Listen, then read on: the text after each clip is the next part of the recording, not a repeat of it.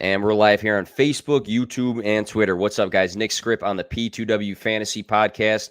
Here now in August as we're getting closer and closer to the fantasy football and just NFL season. Excited about this show today. The last handful of podcasts has been me sneaking in some podcast episodes in my office, and it's just me ranting. So I'm happy to have two other very smart people come on the show today and let them do the talking and me doing a bunch of question asking here. So before we get into anything fantasy football related, I do want to make sure that I introduce both of these guys and let them talk about the awesome stuff that they are part of. But we'll kick things off here with the guy below me, Connor Allen, who I've had the pleasure of meeting in person a handful of times and, talking about life and having a couple beers and all the good stuff there. But Connor, sports betting manager for 4for4 Football, 4for4 Bets, and Bet Spurts. You also have the Move the Line Sports Betting Podcast. So can you let everybody know, just for those that will listen to this in their car later during the week, where we can find you on social media and talk a little bit about what you do? Yeah, Nick, I appreciate you having me on here. So you can find me on Twitter at Connor Allen NFL.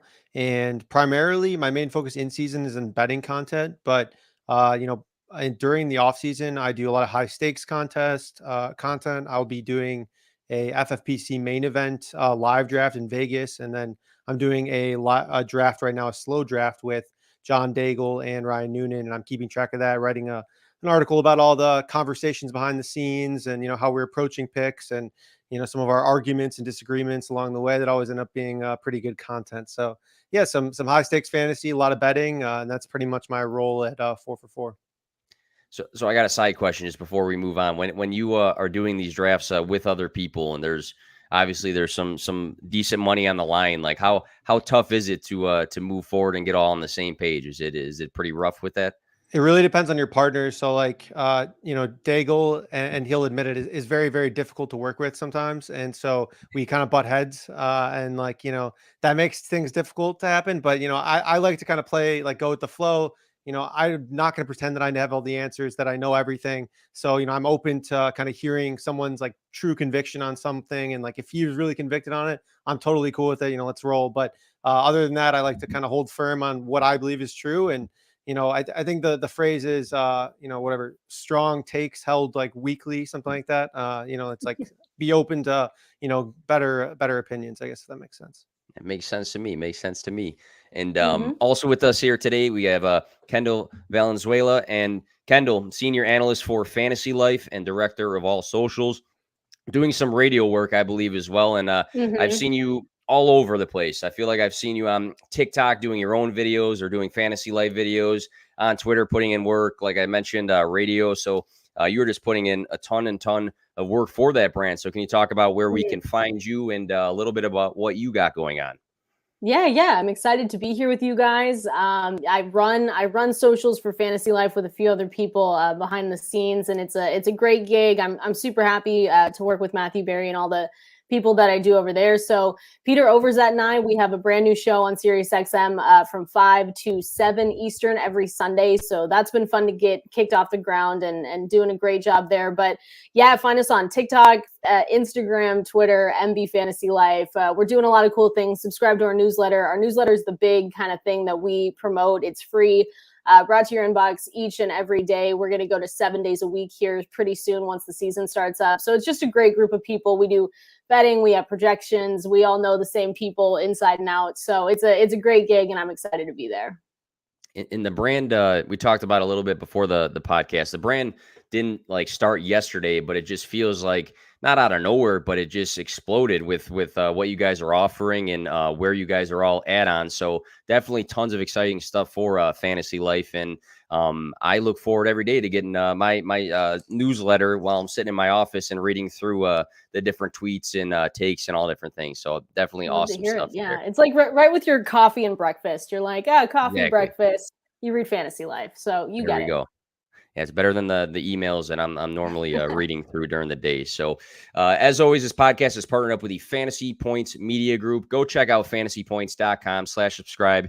Use promo code P2W22 for a discount. It's a one-stop shop for everything you are looking for fantasy football related. And they're pumping out content nonstop over at Fantasy Points. Excited to be part of that brand. And what we have going on today, we'll get into in a second. We have a fact or cap episode, which is one of my favorite ones to run. And stick with us. It should be a great one.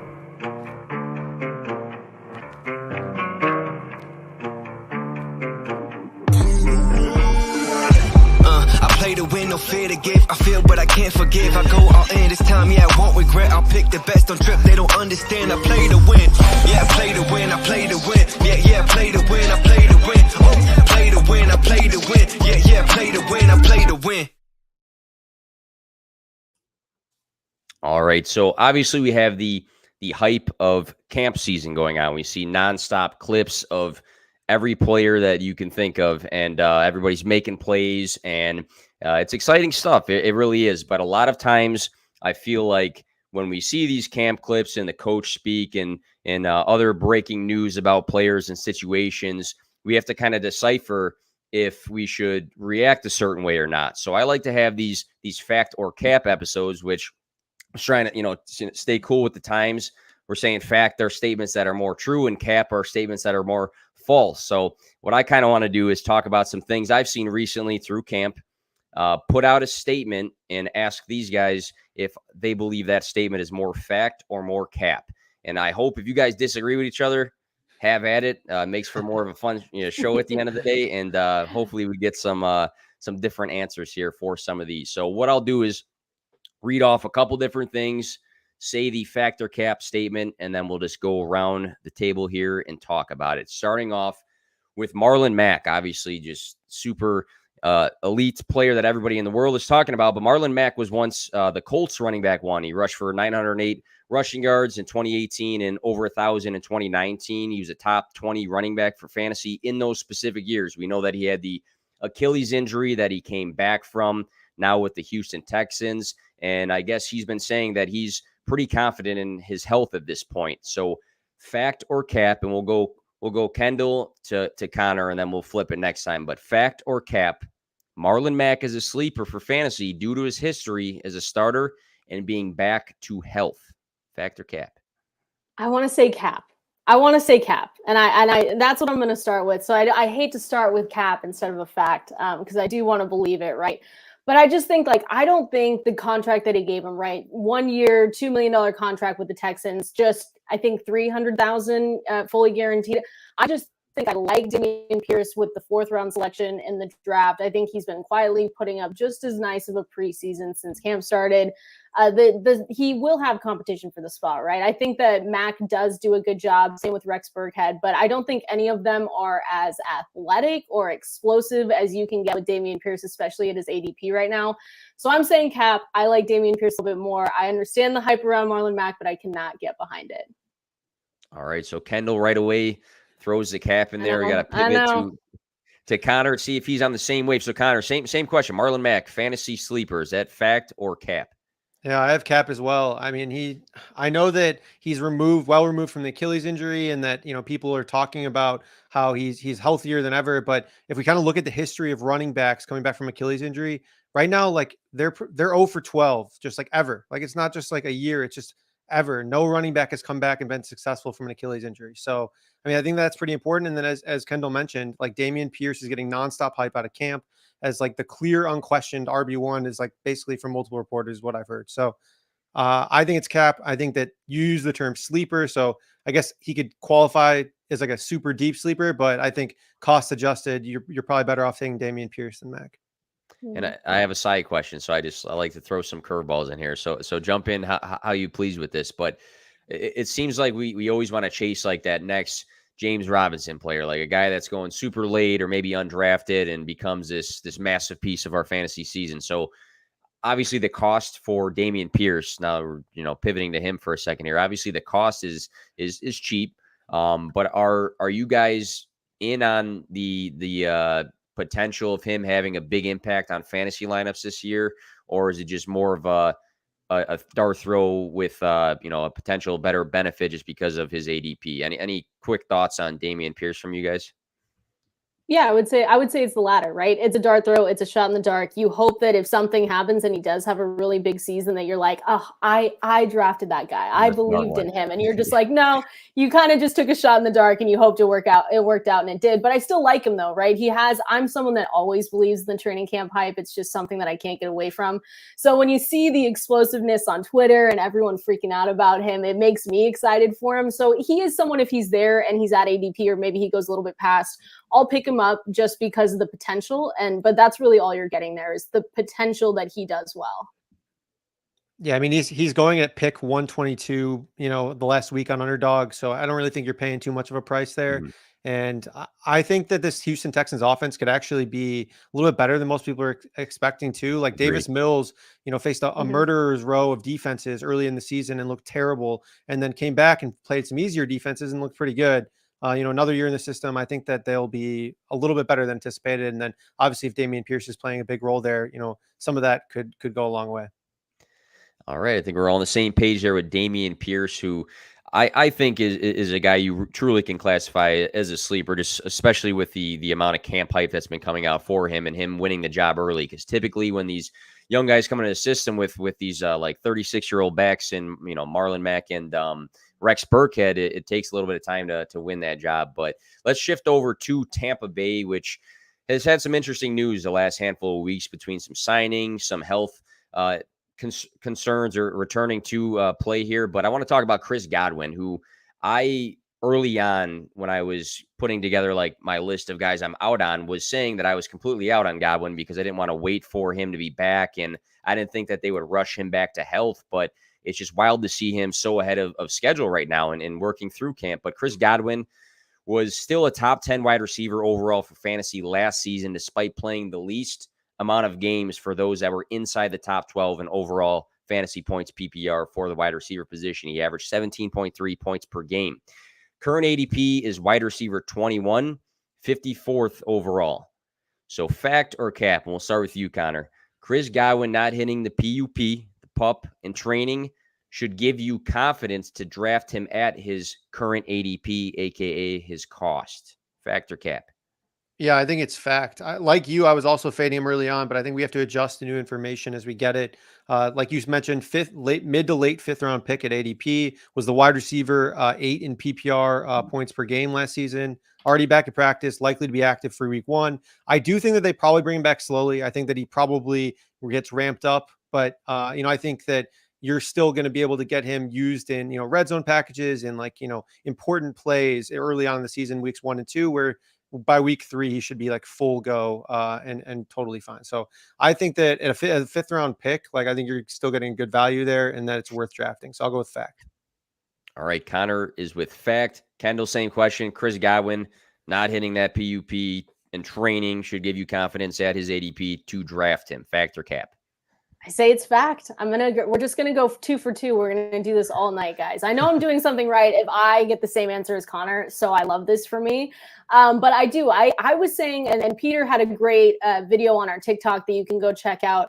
But I think that you should have been drafting him in June, in July, and now in August. I think that even when there was a 25% chance that he saw the field in September, that the value you got with his ADP even last month was just something that you can overlook with what he can be this season. Right. And then you have Mike Evans, who's had a little bit of hammy issues over the last couple of days. And you think, okay, if something goes wrong there. I agree with Connor, though. I just don't see them rushing it back. And that's why I like it, though. I can't see the Bucs ever in a situation where they're rushing back these guys.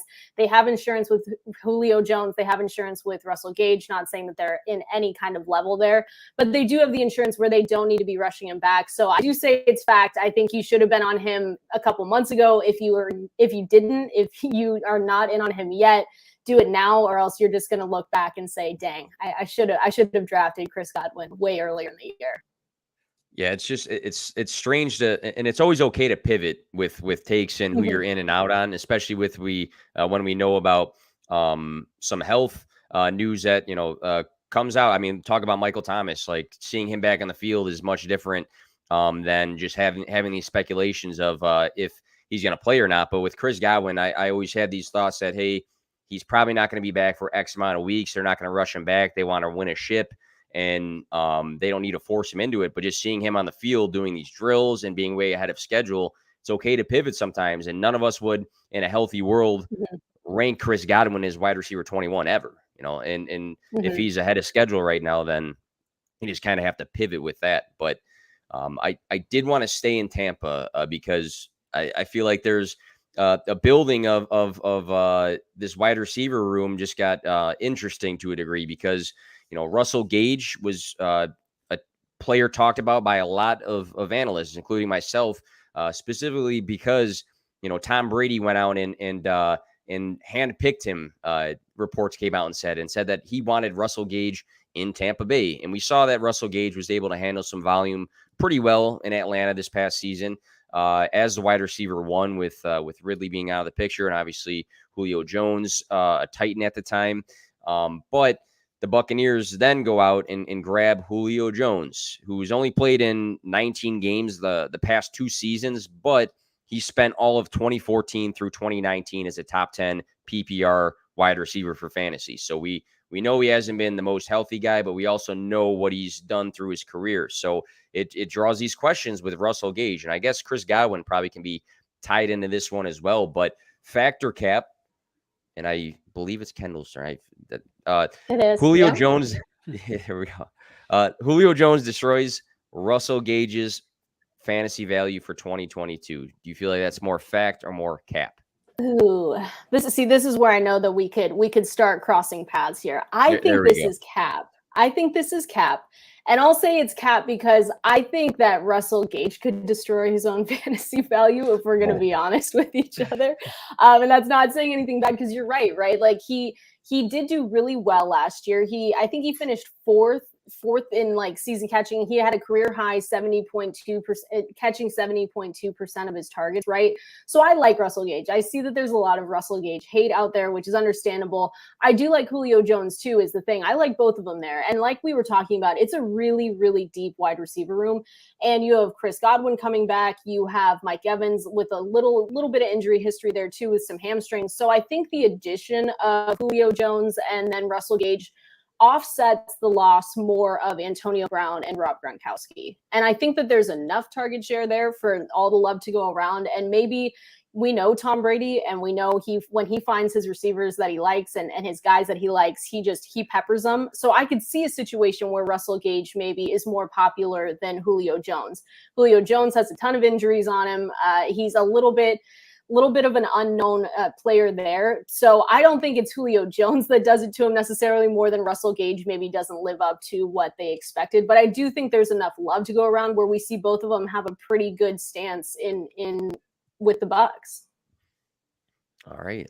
Connor, are you on the same wave, a different wave here, talking about obviously Russell Gage's fantasy impacts with Julio Jones? Does Julio Jones destroy Russell Gage's fantasy value, factor cap?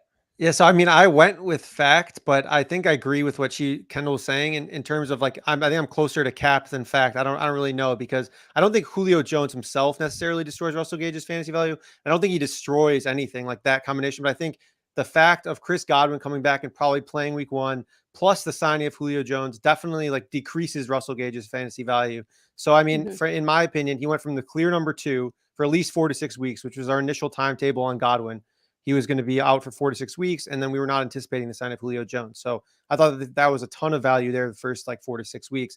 Now we're looking at him as like the 3rd to 4th option, probably as soon as week 1. And so I think that obviously decreases his ceiling and his floor.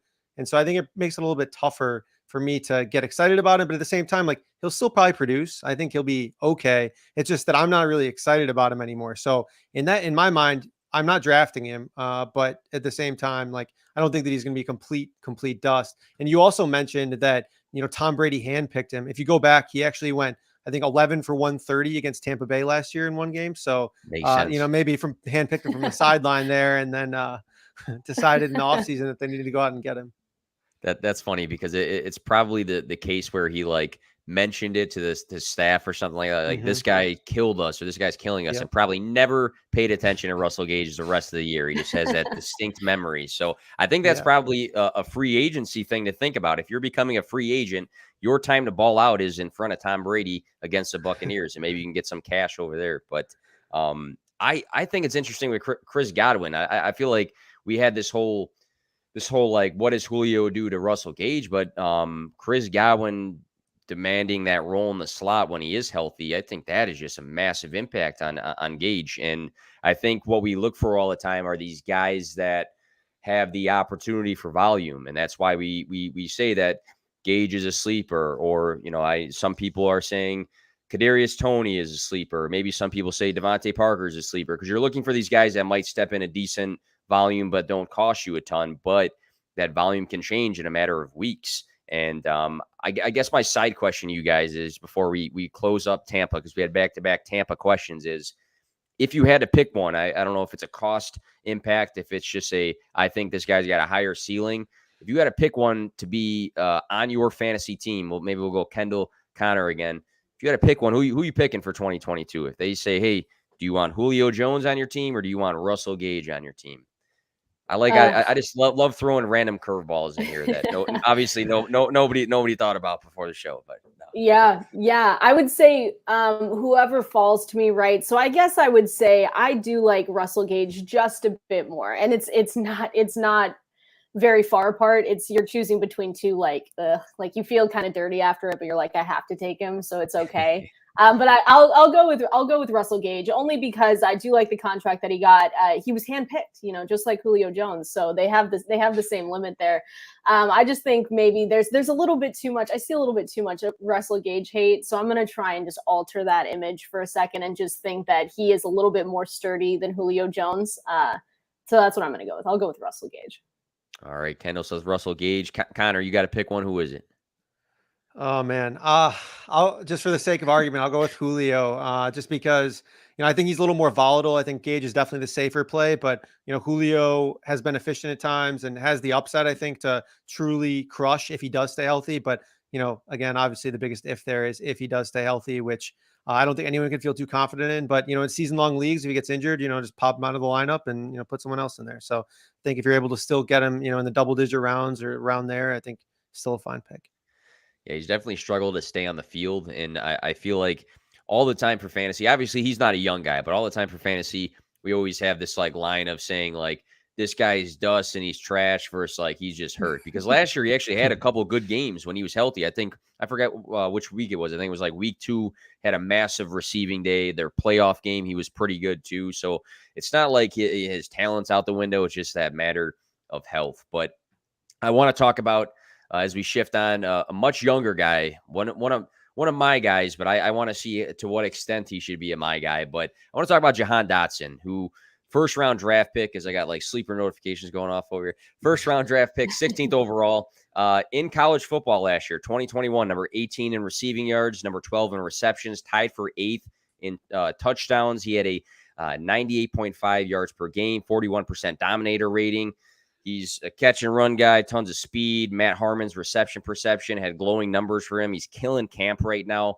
So, based on these factors, I feel like I see a Jahan Dotson clip every day. And it reminds me last year of Elijah Moore, who was also like my guy last year.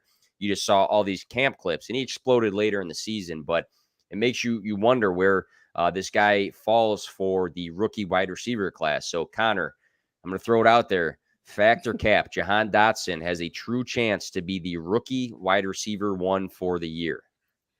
I think it's fact, but I think it speaks more to the rookie wide receivers rather than just the Dotson, because I'm a little bit concerned about Carson Wentz. I've heard from not only whatever reports, like I heard from local media members there saying that it's the worst training camp they've seen in their 20 years of working at Washington. Oh, no. So yeah, I mean, take that for what you want, but like, I that's a little bit scary to me. And I think he still has some competition with Terry McLaurin there, obviously, but again, it's not much. He'll play in every down role. He'll be on the field pretty much all the time.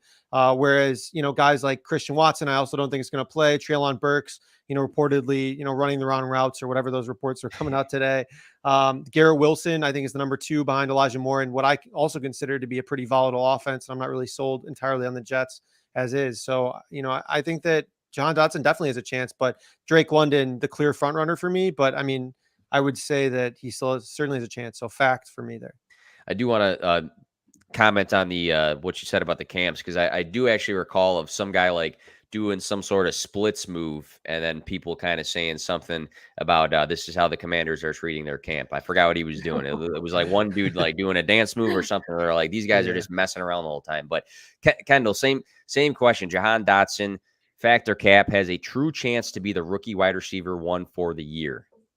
Yeah, I'm gonna go. This is the first one where I'm gonna say cap, and I think we're on different ends of what we're talking about. But I do say cap because between, like, you can't tell me. I love Jahan Dotson too, and I am someone that takes in all the fantasy and all the training camp buzz. But you can't tell me between like Chris Olave, Sky Moore, Treylon Burks, like Drake London, even like Jalen Tolbert, you can't tell me that you think that with Carson Wentz that he's like, you just can't, you cannot convince me that that's going to happen. I do.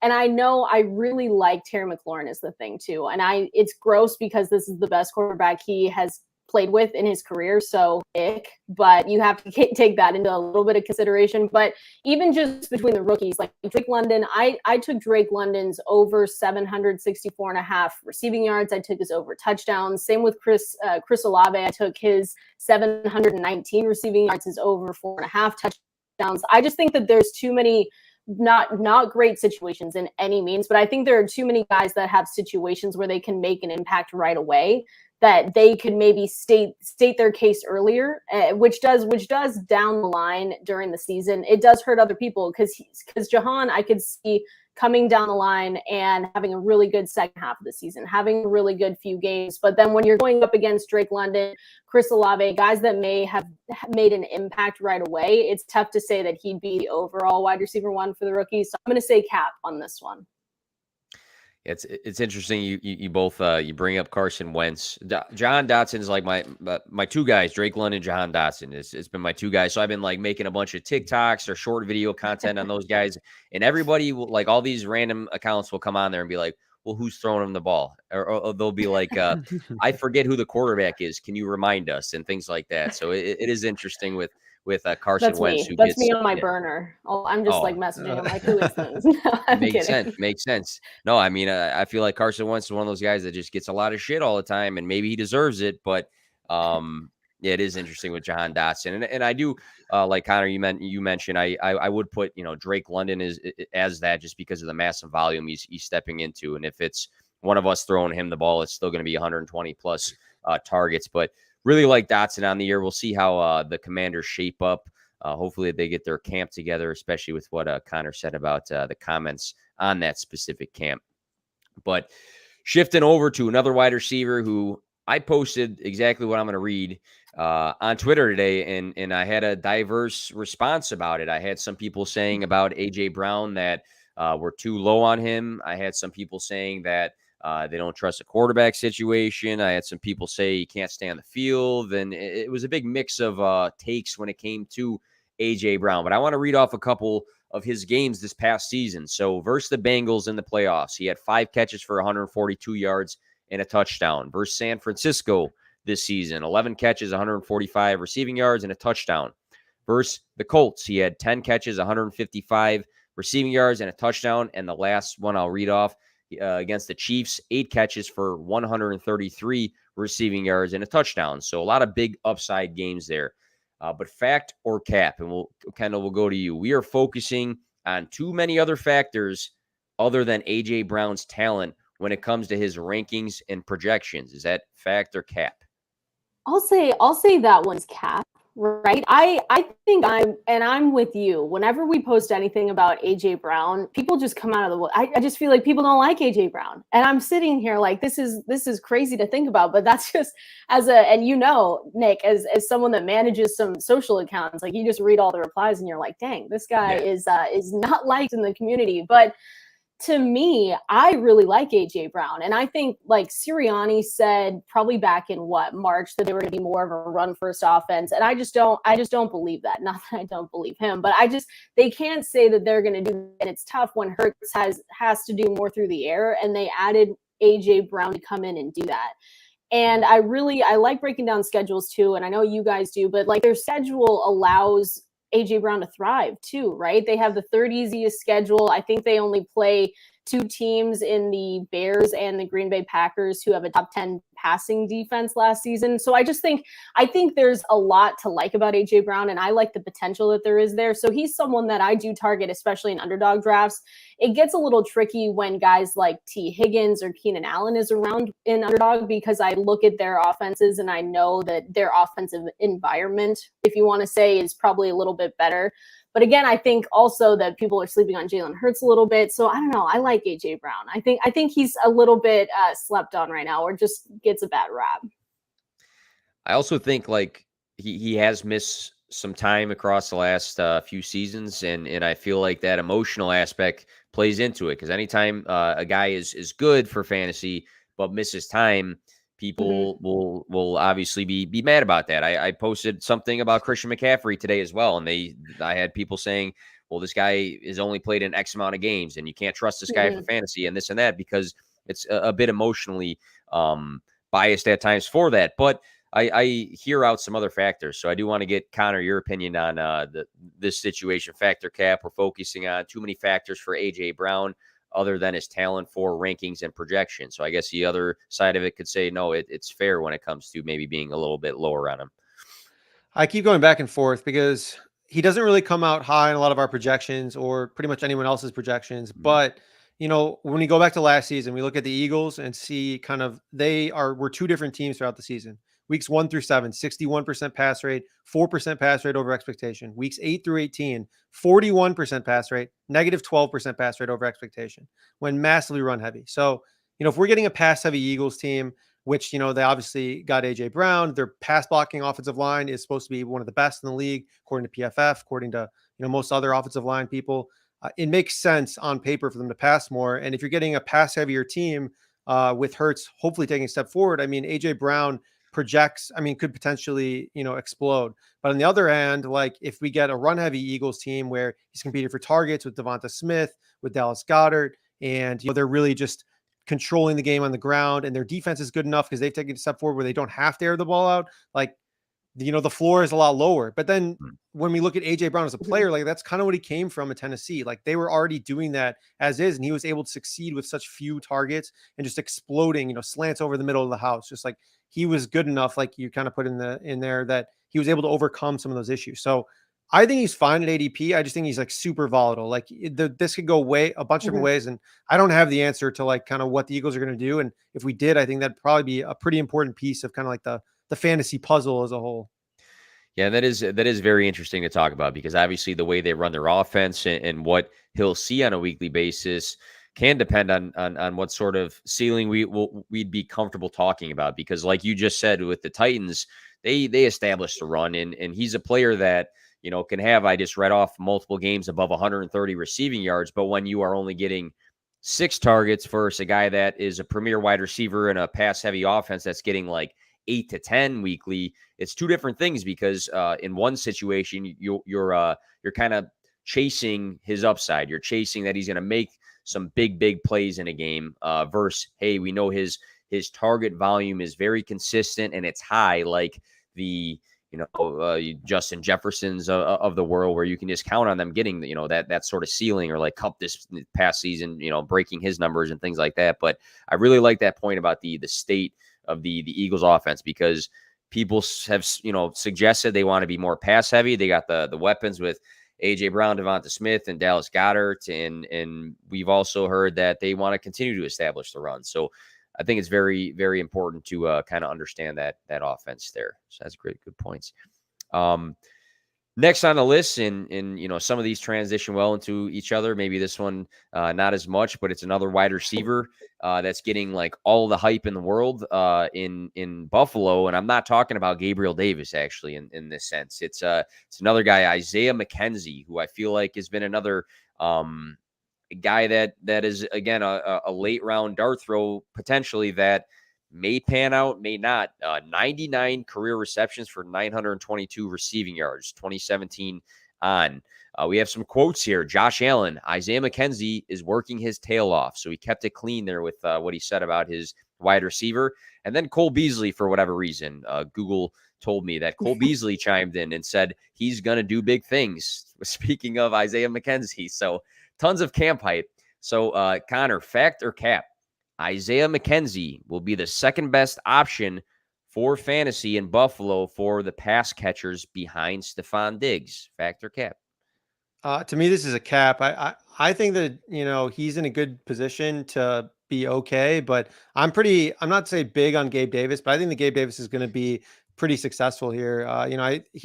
When he got, opportunity last year, and when he started playing more snaps, it was like week 14 on, he ended up getting, 75% or more of the snaps kind of going forward. And he had multiple big games. It was not just his 200-yard playoff game that everyone saw and, absolutely loved and where he crushed. But I think having that upside, one, is important. Two, he's tethered to an elite offense. Three, he improved in PFF's metrics, kind of going forward from year to year in terms of like separation and in terms of just like, growth as a player. And he's still young. So I think that Gabe Davis is going to be closer to Stephon Diggs than Isaiah McKenzie will be to Gabe Davis. And I did put up a comment. I do want to read this just as a side Love note. that. We got our buddy Greg Yowen here saying former Galaxy coach and player killing the fantasy football game. Got to love it. So quick story, but I coached soccer for a club for a while that Connor actually played for a while back. So my boss was his coach, and it's just strange to have all these random connections all the time. So that's awesome for our guy Greg. Yeah. Greg Yao, great guy. Also went to Illinois Wesleyan. He played there. That's where I played, for the second half of my college career. So pretty wild. Even more ties right there. Yeah, great guy and Greg.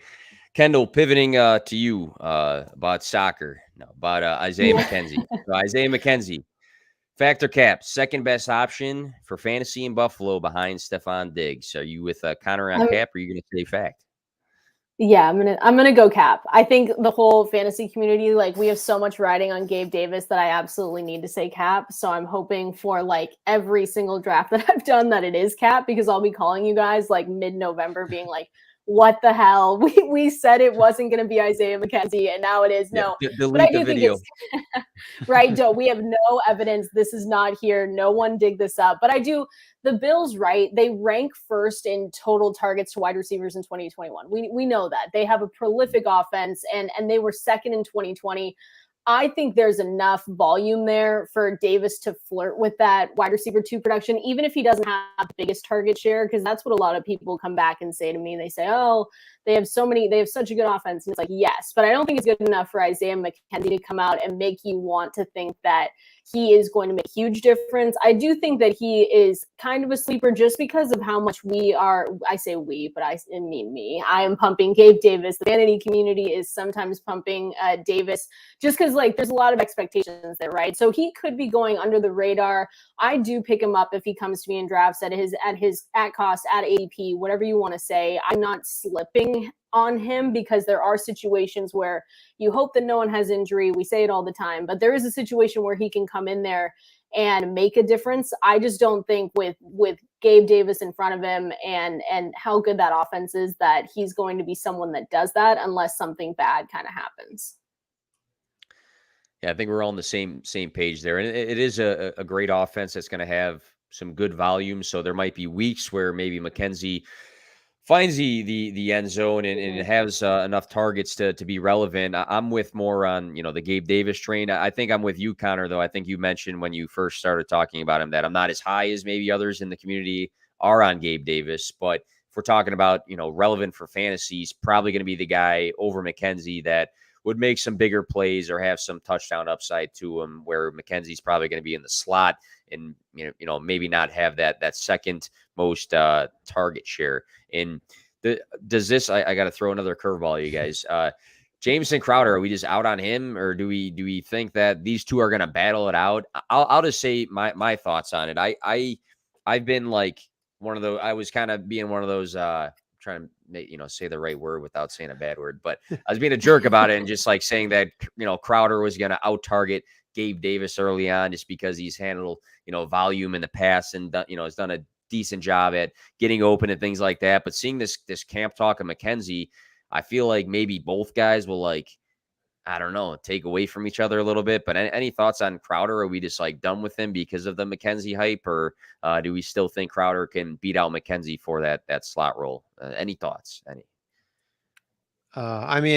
I don't think if he's running behind Mckenzie now, like he's got no shot. I mean, it's just kind of like over. I mean, what you needed for what the scenario you're talking about to play out was he needed to be like the opposite, like the clear starter from like, now on, like Isaiah McKenzie essentially did not exist. And then for Crowder to be being nonstop targeted in camp and like kind of that like hype train going from there. Right now he's running behind McKenzie and then you still have Gabe Davis in the way. So, and Stephon Diggs, obviously. So I don't know. I think that I'm kind of out on Crowder, even though I do agree that I thought like, just on paper that he would probably get the job and be better, but I don't know. I wasn't really about it now. I agree. It's definitely McKenzie ahead of him for me, and then Gabe Davis, and then Stephon Diggs. It's such a good offense that I just can't. That is my final lineup right there. All right. So just talked a little bit about the epic Crowder versus McKenzie battle for the slot with the Bills. I want to talk about another battle maybe for this coming season, but I want to talk about George Pickens, selected number 52. He led Georgia in receiving yards as a freshman, so he had an elite breakout age. He had a bigger jump in year 2 in his yards per game, but he missed most of 2021 with an ACL tear. They talk about his ability to gain those big receiving yards, and he also had one career drop every 46.3 targets. So this is a guy that I think at one time early on in this wide receiver class might have been looked at as the best wide receiver, but it was probably too early when people were making those assumptions. But he is very talented out of Georgia, and we look at Chase Claypool. He had less targets, less receptions, less receiving yards, and way less touchdowns in year 2. He did play one less game, but we just didn't see an increase in anything for Chase Claypool in year 2. And I thought it was funny how the draft went because Claypool announced the George Pickens draft selection, which I have no idea why that was a thing, but it was a thing. But factor cap, Connor, we'll go to you. So factor cap, when Claypool announced the Pickens pick at the draft this year, he was announcing the new Steelers wide receiver 2, factor cap. Yeah, I'm going to go with fact. I apparently just like it's been a nonstop drumbeat. The Pickens has been balling out in camp. Apparently has the most receptions. And we'll touch on the offense a little bit here. I just think that there's going to be some changing pieces, and we can talk about it in a second there. But I think that the Pickens has a chance to potentially, flirt with Deontay Johnson in terms of like who's going to lead the team in receiving versus, Claypool. I took an under on Claypool actually at 58.5 receptions, and his over under on receiving yards like 750. I like the under there too. So I think that Pickens kind of steps in as wide receiver 2 in a volatile offense at this point. And not to mention, the Steelers are notoriously good at drafting wide receivers in like the middle rounds. I don't know. Someone needs to reverse engineer however they're picking people, because Mike Wallace in the 3rd round, Emmanuel Sanders 3rd round, Antonio Brown 6th round, Martavis Bryant had his day 4th round, Juju 2nd round, Deontay Johnson 3rd round. An immaculate history of drafting wideouts in the middle rounds. Whoever's that guy pressing that button for the wide receiver position in the organization, if it's the same guy, someone's got to recruit him to like Green Bay or something. Just a Bears fan throwing in a Packers joke, or the Patriots need to throw him a couple million. Oh, that makes sense. That makes sense too. So, same question, Kendall. Factor cap, and without making the joke, George Pickens, wide receiver 2 for the Steelers. Factor cap. I was going to say cap, but Connor's really good at giving me all the facts and information, and maybe I flip it around. I think and we're going to get to it, right? I think the whole thing over there is just kind of gross in general. So I could say cap, and then I'll say in contrast to that, I wouldn't be surprised though, right? I wouldn't be surprised. I like Deontay Johnson's new contract. I like Claypool. I know most people do not like Claypool. Maybe it's because, of his celebrations and poorly timed stuff, but I like them there together. I know Claypool had said that he was expecting to line up more all over the field to create those mismatches this coming season. I know that's better for him with his catch rate is 80% there when he does that. But the thing is, I agree with Connor in most of those aspects though, where I do see Pickens coming in and just making a huge difference there, because they're going to have to try so many things to make that team work. So I can see him coming in and just being one of those guys that like kickstarts that offense a little bit more than they expected. And so I'll say cap, but I'm flirting on the edge of that's a fact. And we will bring up the QB situation that you kind of hinted at. I did want to comment though and say Connor did become more convincing once he put in that betting tidbit about the receiving unders. I mean, if he's going to put some money on it, now you kind of got to lean his way when it comes to something like that. I think regardless though, they'll probably both be wide receiver too. I said if that makes sense. So it's kind of a cop out, but I think to your guys' point, like I don't really feel like that good about either of them, but I don't know. I don't really feel that good about anyone there. So now I'm gonna go hit Claypool's under now too. I'm gonna do that right after this. Just like doing it on the side tab there. Kendall, I got to ask then about the quarterback situation. So obviously, we've seen. I thought I saw some more about Mitch. I don't know if it was today or yesterday. Didn't pay attention as much to it as I have been the last few weeks, but you had all these like camp reports coming out saying that Mason Rudolph is like truly competing. And I think like Kenny Pickett was like the odd man out of the trio there between Mitch Trubisky and Mason Rudolph. But interesting situation. And I feel like the fact that it is a situation might be a red flag to a degree because they're literally saying right now, like, no one's the clear guy. Like, we've been at it for a little bit here and no one's a clear guy, unless I'm wrong about any, Trubisky reports. But Kendall, sketchy QB situation, factor cap. Because of that, we should be concerned about all Steelers skill players for fantasy. I would say cap, and this is only because I can throw shade and just say that they've had Ben Roethlisberger for the past couple of years, so that in and of itself is like basically not having a good quarterback. So it's kind of where they're at right now, right? No, but I do say cap though, right? Because we know Big Ben got worse as he went on, and the last couple seasons were not pretty. But to have your quarterback ranked 24th among quarterbacks with true completion percentage, I think he sat at like 69%, which is just gross.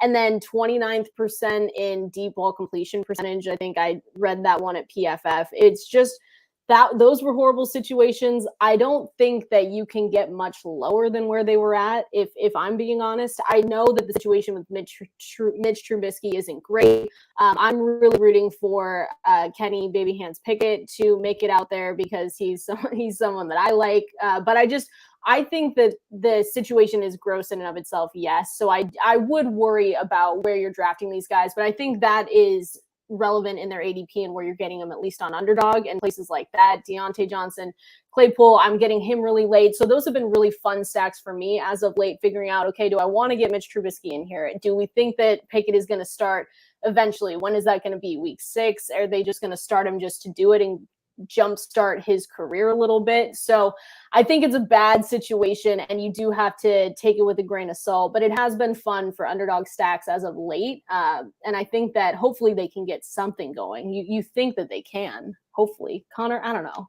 Connor, help me out here. I don't know. I wish I could, honestly. I think that right now I'm kind of like, I'm torn because like you said, Big Ben is bad. Like, I mean, he was 26 last year in EPA, completion percentage, composite score. Like, he was so bad. But then we look at Mason Rudolph, last year, he was 48th, on whatever 60 attempts. And then we have Mitch Trubisky, who in his last full year as a starter was 21st. And I think Nick shared the misery of having to watch Mitch Trubisky in Chicago multiple times.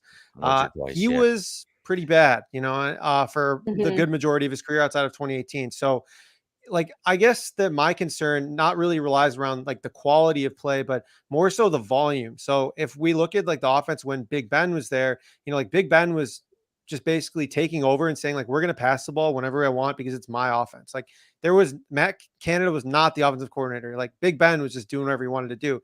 Now you have Trubisky and, Rudolph and Kenny Pickett. Like Canada's going to probably take over there and be the guy in terms of calling plays. So what does that look like? Is there going to be more running plays? Is there going to be like way less volume? I mean, Big Ben, they're ranked like what a top 5 team in pass volume last year. So that's kind of my concern is that like not necessarily the efficiency, I think probably is the same, maybe a little better, but the volume could go down. So if the volume goes down, I think you'll see someone suffer. I don't know if it's going to be, Claypool, if it's going to be Deontay, if it's going to be, Pickens doesn't really break out ever. And all this was just nonsense. So I guess that's kind of my concern. So I guess fact, but I don't know. I'm just kind of like a little concerned about the whole situation as a whole. Yeah, I think that's the big key. That last part that you said is the volume concerns, because if you look at so many, you go to playerprofiler.com and you type in Ben Roethlisberger from last season, you see where he ranked in pretty much every like category, advanced category for the quarterback position. It was absolutely awful. But if the volume's there, the volume's there. But if the volume changes, that's a huge asterisk for this whole offense. Especially seeing Deontay Johnson command one of the most targets in the league last season. Najee Harris lead running backs in targets, and Pat Freiermuth being maybe a year two sort of breakout, and you just go down the list with the rest of the guys in the system. So I do like that. And we're about 50 minutes in, so I want to end this show doing it like a lightning round. So you're just going to give me, I'm going to ask the question. You just give me your one word in maybe you can plug your reasons why on like a video another day or something, and get Sorry, we're too chatty over here. We've been talking for too long. Yeah, No, he's it's like, always me. geez, I had 10 other questions. Yeah. Well, it's actually me all the time too, like asking the question I said I would ask and be like, well, here's like 2 other questions for you guys for that. Just the brain's turning all the time. But lightning round, and appreciate you guys in the comments. What is up, Nate? I'm just going to ask you the last couple, and you guys just tell me fact or cap. We'll go Kendall, Connor. All right. And All right. I'm going to say I've heard it pronounced like 6 different ways. So Packers wide receiver, Romeo. I've heard Dubs. I've heard Dobbs is all smoke and mirrors. Kendall, fact or cap? Cap. I say cap. I hope it's Dubs too, because I've been saying Dubs, but I think it's cap. All right. Connor, pronunciation in fact or cap? Dubs sounds cooler, and cap as well. I think he's the real deal. Okay. All right. We'll go Connor, Kendall, fact or cap. Ramondre Stevenson will lead the Patriots in total running back touches in 2022. Fact, but I don't feel good about it. All right. Fair enough. Kendall? I'll say fact. I need one of 2 people to be this guy, and it's either going to be Gabe Davis, that is our correct answer here, or it's going to be Ramondre Stevenson. I can't not have both, so I'm going to say fact. All right. And last fact or cap, Michael Thomas, fact or cap. Kendall, then Connor. If Michael Thomas is truly back, he is the most slept on player right now for fantasy at his ADP. Fact or cap? I'll say fact. Okay. Connor? Yep, fact. All right. Last one word thing. We'll go Kendall, Connor. Give me one player just to close out the show. And if people want to know why, they'll have to just chase your guys' content and find the reasons why. But I want to know one dark horse to be the number 1 player in fantasy for QB, running back, wide receiver, tight end. If you guys have somebody that comes to mind, if you need a second to think about it, that's fine too. You don't have to have any reasons why. And we're talking dark horse. By dark horse, I always mean you're not literally projecting them as to be the wide receiver, running back, or quarterback 1, but just somebody that maybe nobody's talking about to finish there that has like that sort of ceiling. Connor, you want to start us off? You got a one guy for each position?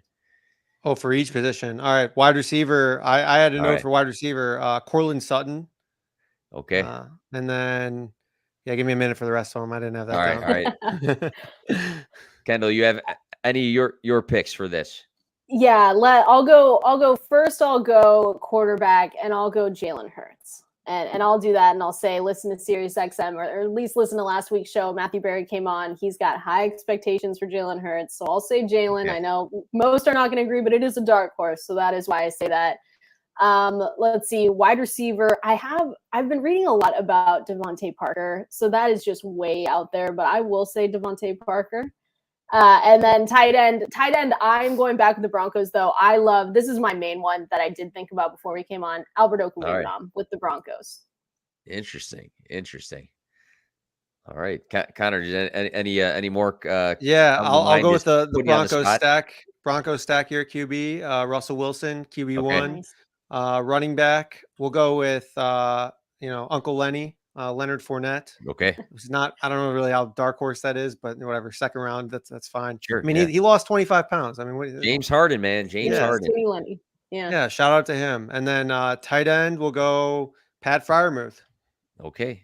All right. Nice. So it goes right back to Pittsburgh. So Thank you guys so much for coming on the show. This was awesome. I've been like just rambling by myself on solo podcasts. So I'm glad I just got to like ask a bunch of questions and curveball questions and have you both on. Ton of fun there. This episode flew by. So I do want to remind everybody where they can find you guys. And if you want to plug anything, please do that. So we'll go Kendall and then Connor. Where can we find you? And if you want to plug anything to close it out, please do so. Yeah. My Twitter's right there, kvalenzuela17. Follow me there. I will always have to plug MB Fantasy Life. We're super excited for Matthew Berry. He announced his NBC deals, and he's really excited. So you can find all his stuff there. He's still going to be contributing to our newsletter. So go to all our socials. It's MB stands for Matthew Berry Fantasy Life. It's everywhere: TikTok, Instagram, Twitter. And then you can sign up for our free daily newsletter. And then, like I said at the start of the show, Peter and I have a new show on SiriusXM from 5 to 7 Eastern every Sunday. So we would love for you guys, just join us, listen, call in, whatever you need to do. But it's been fun. Thanks for having me, Nick. It was a good time. Absolutely. Connor, same 2 questions, man. Where can we find you and anything you want to plug? Yeah, I also appreciate you having me on. This is a great time, and I think we had some good answers for the most part there. Almost always the same. You can find me on Twitter at Connor Allen NFL, and then all of my work is at 4for4.com or BetSperts. We have a great betting subscription, bunch of free tools. We have one of my favorites is scraping all the projections, comparing them to the sportsbook odds for player props. So love getting down money on that, and we'll have some week 1 bets up coming pretty soon. Awesome stuff. Two great people working for 2 great brands. So I really respect them taking the time out of their day to come on the P2W Fantasy podcast. And if for some reason you're following me and not these guys, please change that because these 2 are awesome. So thank you guys for tuning in. You can just check my Twitter page for a bunch of random stuff throughout the week. But have a good rest of your night. And we're getting close to football. So it's sneaking in there.